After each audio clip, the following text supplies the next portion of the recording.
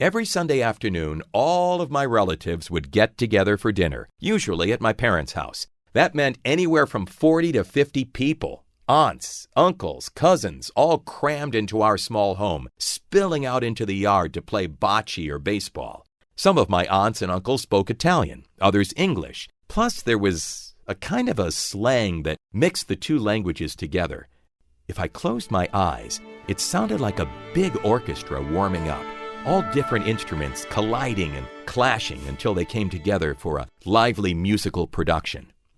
The show would open with a joyful melody as we greeted one another at the door with loud kisses on both cheeks. My uncles would tussle the top of my head and my aunts would plant a red lipstick smacker on my face. That was followed by a good 30 or 40 minutes of friendly conversation, slowly building louder as more people arrived. Soon, voices would be mingled with the clatter of plates, glasses, and silverware as everyone started to eat and drink. Then, without fail, sometime between the main course and dessert, the music turned sharp when one of my uncles accidentally or intentionally insulted someone else. That brought on the battle scene, with all sorts of shouting and pointing and yelling, men and women, until I thought our house would explode. In the middle of that crazy commotion, at the height of hostilities, someone would break through the riot with a mention of their dear dead mother, my grandmother, bringing everything to a screeching halt.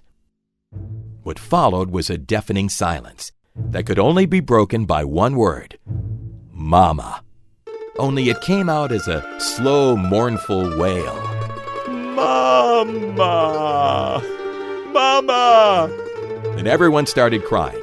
Tears flowed, a chorus of apologies filled the air, and peace was finally restored.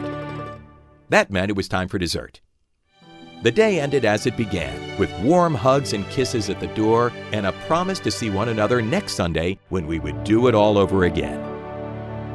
I had a front row seat to my own private opera. I quickly learned if I wanted to be heard, I had to speak up, loudly.